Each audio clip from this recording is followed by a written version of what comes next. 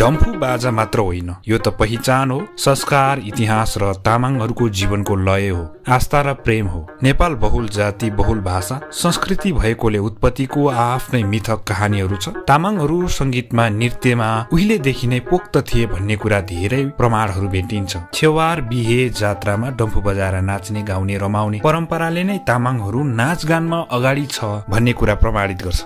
नमस्कार दर्शकबिन, आज हामी एउटा प्रसङ्ग लिएर उपस्थित भएका छौँ। डम्फु। अरुणा लामा, गोपाल योन्जन जस्ता तामाङ सर्जकहरूले डम्फु र मौलिक भाका मार्फत तामाङ संस्कृतिलाई अझ अरू समुदायमा पुर्याएको छ। एक चर्चित गीत च्याङबा होय च्याङबा, डम्फुले आज के भन्छ? मैचाङ होय मैचाङ, सुन सुन होय मैचाङ, डम्फुले आज क्या भन्छ? जम जम दम प्लाक दुम दुम। गोपाल योन्जनको शब्द संगीतमा अनि ज्ञानु राणासँगको युगल गायनले यो गीत यति धेरै चर्चित छ। यसमा तामाङ भाषा र मौलिक बाजाको प्रयोगले निकै सुन्दर बनाएको छ। च्याङबा मैचाङको अथवा कान्छा कान्छीको ठट्यौली माया। आखिर किन तामाङहरू डम्फुलाई बडो श्रद्धाको साथ सम्मान गर्छ त? यो कुरा डम्फु उत्पत्तिसँगै जोडिएर आउँछ। तामाङ मेमे हजुरबुवा पेङदोर्जेको कथा, उनलाई कसैले प्योन्दोर्जे, ब्योन्दोर्जे, पेदोर्जे पनि भन्ने गरिन्छ। उनी शिकारी थिए। यो समयको कथा मानव उत्पत्ति इतिहाससँग सम्बन्धित छ। कृषि युग अघि शिकारी युग थियो। त्यस समय मान्छेले शिकार गरेर जीवन चलाउँथ्यो। त्यसले के जनाउँछ भने तामाङहरू आदिम समयदेखि नै यो भूमिमा अस्तित्वमा थियो। उहिले तामाङ आखे मेमे शिकार खेल्दै सैलुङ डाँडामा पुगेको थियो। मेमेले धनुष बाण बोकेर शिकार खेल्दै जाँदाखेरि एक घोरल देख्यो। घोरललाई तीर प्रहार गर्यो। तङसर बोके, तीर लागेर घोरलको बच्चा मर्यो। मेमे त्यो शिकार लिएर माम भएको ठाउँमा पुग्यो। बच्चा घोरल मरेको कारण माम बेसरी रिसाइन् र मामले गाली गरिन्। यो कुराले के जनाउँछ भने शिकारको आफ्नै नियम हुन्छ। कहिले गर्भिणी बच्चा, जोडीमा भएको जनावरको शिकार गर्नु हुँदैन। शिकार भालेको मात्र गर्नुपर्छ र एक्लो भएको ठाउँमा। तामाङहरू अहिले पनि प्रकृतिको नियमलाई मान्छ। जलचर, थलचर, वनस्पतिको प्रयोगलाई लिएर कडा अनुशासनलाई पालना गर्छ। यदि यो नियमलाई तोड्यो भने अनिष्ट हुन्छ भन्ने कुरालाई मान्छन्। अर्को कुरा, तामाङहरूमा मातृसत्तात्मक व्यवस्था उहिलेदेखि नै थियो भन्ने कुराको पुष्टि हुन्छ। बच्चा घोरल मरेपछि माम विक्षिप्त भएर रिसाए। मेमेसँग रिसाएर नबोली रोएर बसिन्। मामको अवस्था देखेर मेमे पनि दुखी र चिन्तित भए। आफूबाट भुल भएको र कसरी हुन्छ आफ्नो गल्तीको प्रायश्चित गर्ने र मामलाई शान्त पारी फकाउने भनेर मेमेले जुक्ति खोज्न थाल्यो। पेङदोर्जे मेमेको दिमागमा अचानक जुक्ति फुर्यो। उहाँले मरेको घोरलको छाला उतारेर सुकाए योल्मो बाजा बनाउनको लागि। छाला सुकेपछि आम्बो सिङ, जसलाई हामी कोइराला भन्छौँ, कोइरालाको हाँगा काटेर त्यसलाई ताछेर घेरो बनाए। त्यसपछि पेङदोर्जे मधेसतिर झरे। त्यहीबाट बाँस लिएर आए। त्यसको 32 वटा फुर्वा किला बनाएर पेङदोर्जेले मिहिनेत गरेर कोइरालाको काठको घेरामा घोरलको छाला तन्काएर 32 वटा किला ठोकेर बाजा बनाए। आवाज आयो, प्लाक धुई धुई, धिङ धिङ ताक। हर्ष विभोर हुँदै डम्फु बजाउँदै गीत गाउँदै नाच्न थाल्नुभयो। त्यो आवाज डाँफेले सुन्यो। डाँफे पनि नाच्न थाल्यो। डाँफे नाचेको देखेर पेङदोर्जेले डाँफेको प्रतीक स्वरूप डम्फुको शिरमाथि डाँफे नै बनाए। डम्फु बजाउँदै गीत गाउँदै र नाच्दै पेङदोर्जे रिसाएको मामको अघि गए। मामलाई फकाउन प्रेम, मायाको सम्बन्ध र प्रकृतिको गीत गाउन थाल्यो। आफ्नो नाचगान देखाएपछि मामको मन पनि पगाल्न सफल भए। डम्फुको मिठो आवाज र आफ्नो सुमधुर स्वरमा मेमेले मामको मन पगाल्न सफल भए। त्यसपछि दुईजना मिलेर तामाङ इतिहासको गीत गाउन थालेछ। त्यो कुराले तामाङहरू प्रकृतिसँग नजिक छ भन्ने कुरा पुष्टि हुन्छ। डाँफेले आफ्नो पोथीलाई फकाउन, खुसी पार्न नाचेर खुसी तुल्याउँछ।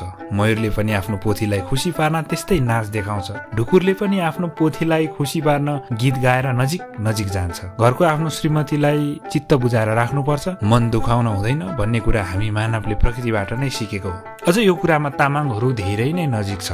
जोडी छान्न, तरुनी फकाउन त्यही प्रकृतिबाट सिकेको हो। उहिले तामाङहरूको विवाह परम्परा जोडी छान्ने कुरा एकदमै रोचक छ। जात्रा हुँदा रातभरि डम्फु बजाएर केटा र केटीको जुहारी चल्थ्यो। त्यही गीतमा सबै आफ्नो पुर्खाको वंशको परिचय हुन्थ्यो। यदि कुटुम्ब पर्ने रहेछ भने कुरा अगाडि बढ्थ्यो। केटाले केटीलाई जीवनभर खुसी राख्छु, दुःख दिन्न भनेर बाचा गर्थ्यो। कति कुरा त जात्रामा गएर गीत गाउन नजान्ने केटाको त बिहे नै हुँदैन भन्ने प्रचलन पनि थियो। जात्रामा गएर आफूलाई मन परेको केटीलाई मनको कुरा गीत मार्फत भनी बिहे गर्छु भनेपछि कुरा सकिन्थ्यो। यदि केटीलाई केटा मन पर्यो भने राजी भई उज्यालो हुने बेला साथीहरू सबै मिलेर केटीलाई घरतिर भित्राउन लाग्थ्यो। अझ केटा परख्नु छ भने केटीले जवाफ फर्काउँदैन थियो। अर्को महिना, अर्को वर्ष त्यही जात्रा अथवा कुनै ठाउँमा विशेष मेला हुँदाखेरि आउनु, फेरि गीत गाउँला भनेर कुर्याउँथ्यो। त्यतिन्जेल केटीले केटाको धैर्यता र केटा कतिको वचनमा पक्का छ भन्ने कुराको जाँच गर्थ्यो। रातभरि गीत गाएर रित्तो हात छुटिनु पर्दा केटा आँसु नै झारी निस्किन्थ्यो। अझ सँगै आएको साथीले केटीलाई फकाउन सकेन भनेर गिज्याउने र केटालाई उक्साउने पनि गर्थ्यो। कतिपय अवस्थामा केटीलाई जबरजस्ती तानेर पनि भित्राउने चलन हुन्थ्यो। गीत गाउँदै गर्दा केटीले मर्दाको छोरो हो भने नियम अनुसार आइजो, भागेर जाँदिन, हामी कुल घरानमा जन्मेको केटी हो, माइतीको अनुमति चाहिन्छ भनेर केटालाई जवाब दिन्थ्यो। केटा पनि ठिक छ, हामी पनि कुल पितृ बाबुबाजे मान्ने, सबैलाई खुसी पारेर लान्छौं, माग्न आउँछौं भनेर भन्थ्यो। यसरी जात्रामा डम्फु बजारै कति तामाङ माममेमीको घरबार हुन्थ्यो। उहिले बिहे गर्नलाई गीत गाउन, नाच्न जान्ने, बोल्न जान्ने, सबै कुराको जानकार मनको मनकारी केटो छ भने मनकारी केटो को छ भनेर जोडी खोज्ने गर्दथ्यो। धन दौलत जग्गा जमिन सबैको उस्तै हुन्थ्यो। सुख दुःख सबैको बराबर सम्मान। कोही पातेको झिल्के मेमीहरूले डम्फु बजाएर गीत गाउँदा गाउँदै घरमा 2-3 जना मामहरू थुपार्ने पनि गर्थ्यो। कुरो मिलेन भने मामहरू पनि जात्राबाटै गीत गाउँदै अर्कै रोजेर जाने चलन पनि हुन्थ्यो। न त दाइजो न त डिभोर्स। यदि मन मिलेन भने घर व्यवहार चलाउन मुस्किल भयो, एक अर्काको सम्मान एक अर्काले सम्मान गरेन र चित्त बुझेन भने स्वतन्त्र रूपमा माइत गएर बस्न सक्थ्यो। माइतीबाट कहिले रोकटोक हुँदैन थियो। उतै जात्रामा मन मिल्ने सुख दुःख बुझ्ने जोडी रोजेर दोस्रो विवाह गर्ने पनि हुन्थ्यो। आफै जोडी छान्ने र रोज्ने अधिकार महिलामा निहित हुन्थ्यो। यदि मन मिलेर माग्न आउने हो भने विशेष प्रक्रियाका साथ काम पूरा गर्नुपर्ने हुन्छ। दुई परिवारको मुख्य सदस्यको रोहरमा दुईपट्टिको ताम्बा र गण्यमान्य सामुन्ने पोङ राखेर कुरा पक्का गरिन्छ। माइती सबैलाई राजी बनाएर ठगनको पोङ राखिन्छ। बिहेको दिन दुवैपट्टिको ताम्बाहरू इतिहासको कुरादेखि लिएर कहाँबाट आएको, पुर्खाको बाजे बराजुदेखिको माममेमीको थरी खोल्दै प्रश्न उत्तर गरेर सवाल जवाफ गर्छन्। सवाल जवाफ दिए लिने गरेपछि ताम्बाहरू एक अर्कालाई कहिले नछुट्ने, बाबुआमाको सम्मान गर्ने, घर परिवारको सम्मान गर्ने, एक अर्का झगडा नगरी बस्नेछु भनी बाचा गर्न लगाउँछ। बिहेको लागि 4 दाम राखिन्छ र घरमै ती साक्षी राखेर यो बाचा गरिन्छ। डम्फुरेहरूले गीत गाउँदै केटीलाई घरबाट लिएर केटाको घरमा भित्र्याउँछ। त्यसैले डम्फु तामाङहरूको कार्यमा एकदमै आवश्यक रहन्छ। विदेशी संस्कृति, गैर समुदायको संस्कृति र युवाहरूमा आफ्नो पुर्खाको पहिचानप्रति सम्मान नहुँदा यो परम्परा बिस्तारै लोप हुँदैछ। डम्फु सङ्कटमा पर्दैछ। डम्फुको उत्पत्ति कुन ठाउँमा भयो भन्ने बारे विज्ञहरूमा एकमत छैन। कोही इतिहासकार डम्फु र टुङ्नाको निर्माण गढी ग्याल्मो भन्ने स्थानमा भएको र पिङदोर्जे कान्छा थिए र उनका दाजु पनि थिए। डम्फुको निर्माण पहिलो पटक तेमाल काभ्रेमा भएको इतिहासकारहरू भन्छन्। डम्फुलाई नै डम्बा, डम्बर, डप्पा र डम्फुर पनि भनिन्छ। त्यसको प्रयोग ताम्बाले गर्छन्। सृष्टि र रीतिरिवाजको इतिहास गाउने व्यक्तिलाई ताम्बा भनिन्छ।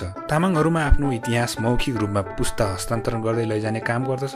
त्यसको प्रयोग ताम्बाले गर्छन्। सृष्टि र रीतिरिवाजको इतिहास गाउने व्यक्तिलाई ताम्बा भनिन्छ। तामाङहरू आफ्नो इतिहास मौखिक रूपमा पुस्ता हस्तान्तरण गर्दै लैजाने काम गर्दछ। पुर्खाको उत्पत्तिको कुरा, सम्बन्धको कुरा, दुःख, हाँसो, रोदनको कुरा, अझ यो त सूचना वाहकको रूपमा पनि तामाङहरू डम्फुलाई प्रयोग गर्ने गर्दथ्यो। उहिले सरकारका मान्छेहरू आउँदा पिँढीमा डम्फु बजाएर तामाङ माममेमीले कतिजना आयो गाउँका मान्छेलाई तामाङ गीत सूचना पनि फैलाउँथ्यो। डम्फुमा तामाङको कूटनीति पनि लुकेको थियो। तामाङहरू बोन धर्म अनुयायी हुन्। जीवनमा सबै बोन धर्मकै अनुसरणमा बित्छ।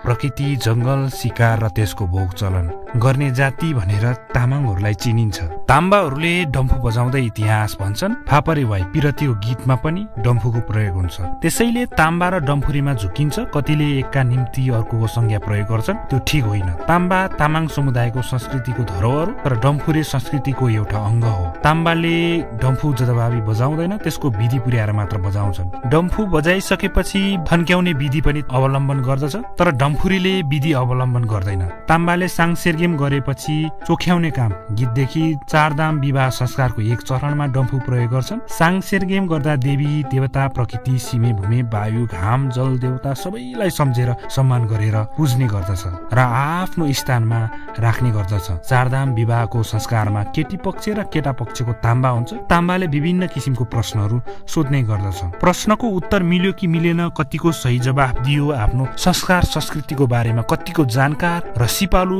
बाबुबाजेको पहिचान जोगाएको छ कि छैन भनेर परख्ने काम गर्दछ। सवाल जवाफमा हरायो भने लज्जित हुनुपर्ने अवस्था पनि सिर्जना हुन्छ। जन्मेदेखि विवाहसम्म पनि डम्फुको प्रयोग गरिन्छ। नुवाकोटतिर घेवा मृत्यु कर्ममा पनि डम्फुको प्रयोग हुने गर्दछ। विशेष गरी डम्फु सुखमा मात्र होइन, दुःखको काममा पनि पीडामा पनि डम्फु बजाएर दुःख मनाउ गर्दछ र सम्झिने गर्दछ। यो बाजालाई पहिला होल्मो भनिन्थ्यो, तर पछि डम्फु राखियो। मानिसहरूको गोलो अनुहारलाई तामाङमा डाम्बा भन्दछन्। त्यही गोलो अनुहार जस्तै वृत्तकार देखिएकै कारण डाम्बा हुँदै डम्फु भएको केही अध्येताहरूको मत छ। बोन धर्म र बौद्ध धर्म मान्नेहरूको आफ्ना छुट्टै ठूलो दर्शन र मान्यता छ। गोलो वृत्तले घामलाई इंगित गर्दछ, जुन चराचर जगतको जननी हो।